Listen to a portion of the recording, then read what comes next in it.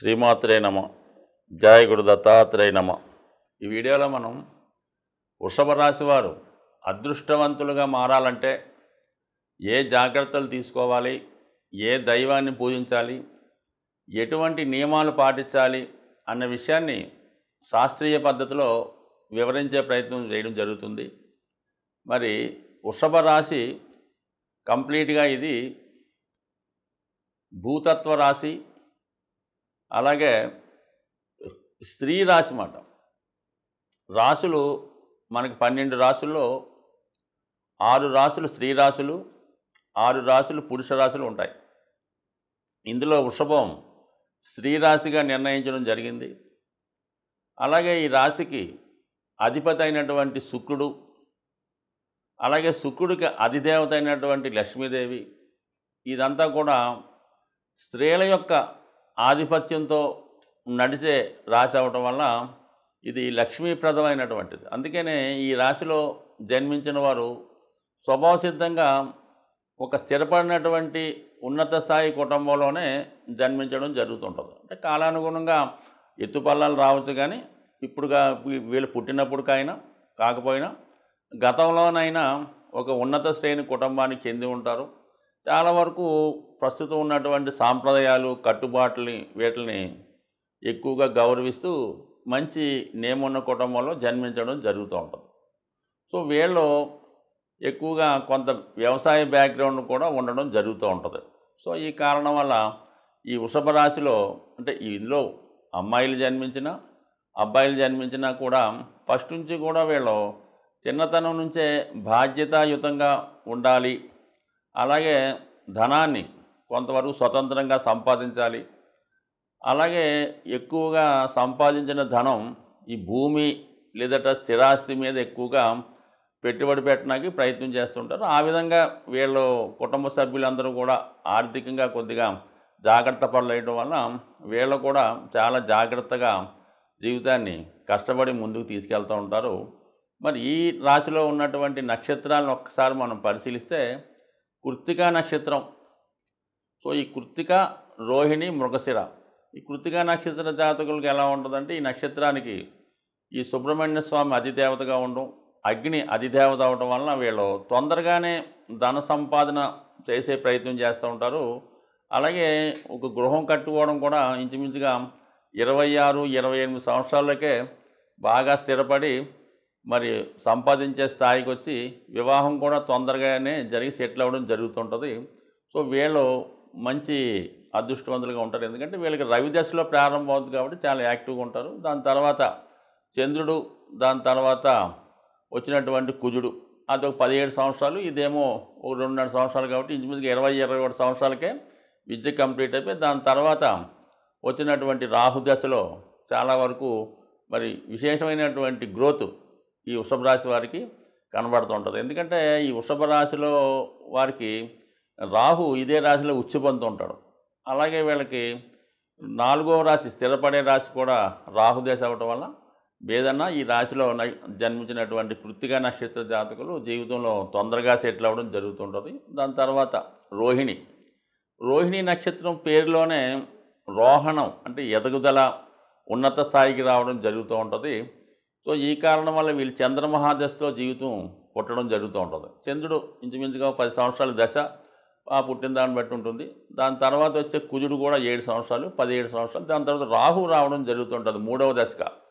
So 3వ దశగా రాహు రావడం వల్ల ఏంటంటే అప్పటికి ఇంకా పూర్తిగా వీళ్ళు జీవితంలో అప్పుడే ఇంటర్మీడియట్ ఆ స్థాయికి రావడం వల్ల ఆ టైంలో మరి వీళ్ళు తీసుకునే క్రమశిక్షణ మీద, పెద్దవాళ్ళు తీసుకునే జాగ్రత్తల మీద ఆధారపడి ఉంటుంది.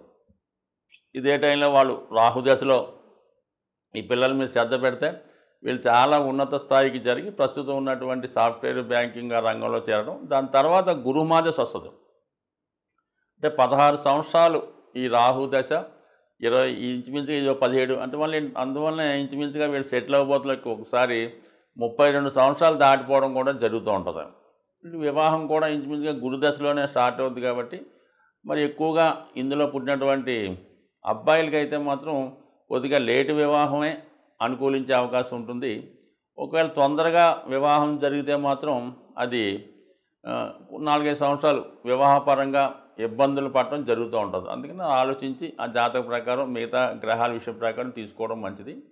ఇక మృగశిర నక్షత్ర జాతకులకి ఎలా ఉంటుందంటే పుట్టడమే కుజ దశలో పుడతారు. దాని తర్వాత ఇది రాహు దశ అంటే 25-26 సంవత్సరాలకి దాని తర్వాత వచ్చే ఈ లోపునే సెటిల్ అయిపోవడం సాధారణంగా జరుగుతూ ఉంటుంది. లేదు ఒకవేళ ఏ కారణం వల్ల లేట్ అయినా 26 తర్వాత జీవితం సాఫీగా ముందుకెళ్ళే అవకాశం ఉంది. అయితే ఏదైనా ఈ వృషభ రాశిలో జన్మించిన వారు బాల్యంలో ఎక్కువగా స్ట్రగుల్ పడుతూ ఉంటారు. అంటే ఇంచుమించుగా ప్రతి వాళ్ళు కూడా beginning of the life struggle ఉంటుంది. దాని తర్వాత మరి మంచి ఉన్నత స్థాయికి వెళ్ళడం జరుగుతూ ఉంటుంది కామన్గా.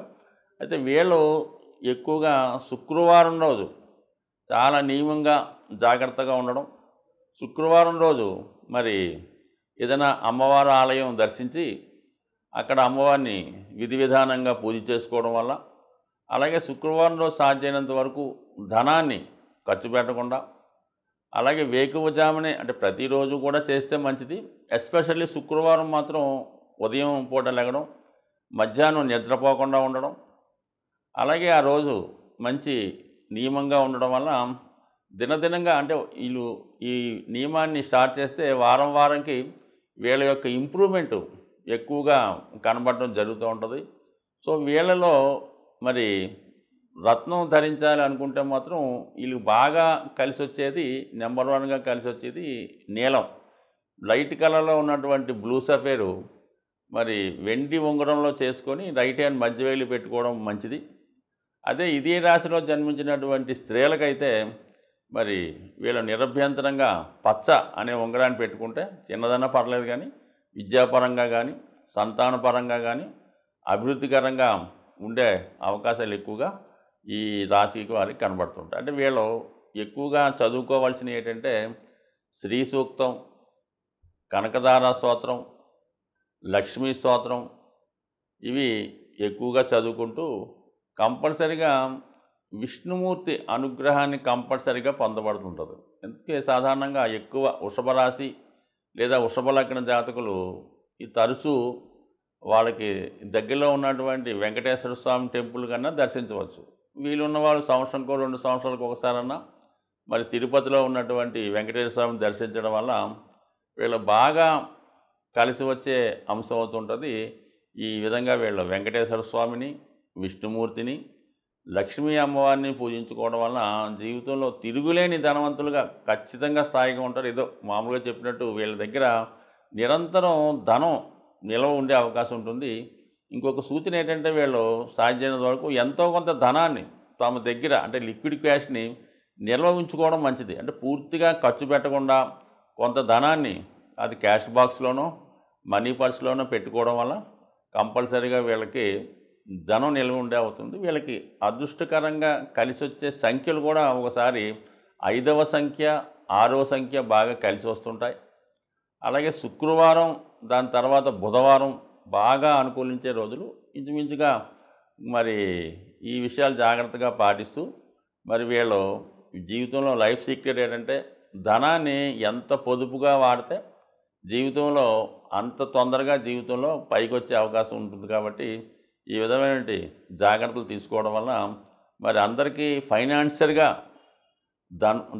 ఫైనాన్షియల్గా అంటే అందరికీ డబ్బులు ఇచ్చేవాళ్ళుగా వీళ్ళు ఉండే అవకాశం ఉంటుంది. సాధారణంగా మనం ఈ గోచార ఫలితాలు పరిశీలించినప్పుడు వ్యక్తిగతంగా వారి వారి రాశులను బట్టి కాకుండా సహజంగా ఏర్పడే కొన్ని గ్రహాల కలయికలు జాతకులు అందరి మీద ప్రభావం చూపిస్తూ ఉంటుంది. అంటే సహజ రాశి చక్రం అయినటువంటి ఉంటుంది. అంటే అది మేషం లగ్నంగా తీసుకొని 12 భావాలు లెక్కేయడం జరుగుతూ ఉంటుంది.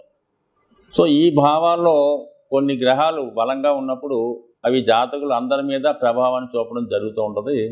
మరి ఇప్పుడు ఈ సహజ రాశి చక్రంలో ఈ కుజ రాహులు 12వ స్థానంలో సంచరించడం వల్ల ఒక విధంగా కొంత అవినీతి కార్యక్రమాలు, అక్రమాలు, అది దోపిడీలు అనుకోవచ్చు, రోడ్డు ప్రమాదాలు అనుకోవచ్చు, అన్యాయంగా ప్రవర్తించడం అనుకోవచ్చు, దుర్మార్గంగా ఇవి కొద్దిగా ఈ లోకంలో, ఈ ప్రపంచంలో, ఈ దేశంలో ఎక్కువయ్యే అవకాశం ఉంటాయి. సో ఈ దౌర్జన్య కార్యక్రమాల వల్ల సాధారణ వ్యక్తులు, మధ్యతరగతి కుటుంబాలు చాలా వరకు ఇబ్బంది పడుతూ ఉంటారు. సో అలాగే ఈ గురువు రవి కలిసి ఉండడం ఒక విధంగా ధనస్థానంలో ఉండడం వల్ల ఫైనాన్షియల్ ఫ్లో బాగా పెరుగుతూ ఉంటుంది అన్నమాట. ఆర్థిక సంపద పెరుగుతుంది, మనీ రొటేషన్ పెరుగుతూ ఉంటుంది. బ్యాంకింగ్ రంగం, ఫైనాన్స్ రంగం చాలా డెవలప్ అవుతూ ఉంటుంది. అంటే రెండో స్థానం అన్నది సహజ రెండో స్థానం వృషభ రాశి, ఫైనాన్స్ సంబంధించింది. ధనకారకుడు అక్కడ సంచరించడం వల్ల ఫ్లో ఆఫ్ మనీ ఎక్కువ పెరుగుతుంది. ప్రభుత్వం వారి దగ్గర కూడా మరి వాళ్ళ యొక్క సంపద పెరగడం వల్ల ప్రభుత్వాలు బలంగా తయారవుతాయి. సో ఆ కారణం వల్ల ప్రజలకి సౌకర్యవంతమైన జీవితం రావడం జరుగుతూ ఉంటుంది అన్నమాట. సో ఏదైనా మరి మంచి జరిగినప్పుడు అందరూ సంతోషిస్తారు, పథకాలు వచ్చినప్పుడు అందరూ తీసుకుంటుంటారు. కానీ ఈ కుజరాహుల కలయిక వల్ల కొన్ని ప్రమాదాలు, అనుకోని ఇబ్బందులు జరిగే అవకాశాలు ఉన్నాయి. కాబట్టి మరి రాబోయే 15 రోజులు ఈ ప్రభావం ఉంటుంది. కాబట్టి ఎక్కువ మంది ప్రయాణాలు చేస్తున్న వాళ్ళు, అంటే ఎక్కువగా ఈ మోటార్ సైకిల్ మీద వేగంగా ప్రయాణం చేస్తున్న వాళ్ళు, అలాగే ప్రమాదకరమైన వృత్తుల్లో ఉన్నవాళ్ళు కొంత జాగ్రత్తగా వ్యవహరించడం మంచిది. బట్ ఏదైనా రాబోయే 15 రోజుల్లో మరి ప్రతి ఒక్కరు కూడా ఈ అభిషేకం చేసుకోవడం వల్ల, అంటే మీన రాశిలో ఈ 2 గ్రహాలు ఏర్పడ్డాయి కాబట్టి ఎక్కువగా ప్రజలకు అనుకోకుండా నష్టం ఏర్పడుతూ ఉంటుంది. రుణదాతల నుంచి ఒత్తిడి ఏర్పడుతూ ఉంటుంది. అనుకోకుండా మెడికల్ ఎక్స్పెండిచర్, ఏదో చిన్న ప్రమాదం వల్ల అనుకోకుండా వచ్చే హెల్త్ ప్రాబ్లం వల్ల ఎక్కువగా హాస్పిటలైజేషన్ అవ్వడం, ధనం ఖర్చు అవ్వడం జరుగుతూ ఉంటుంది.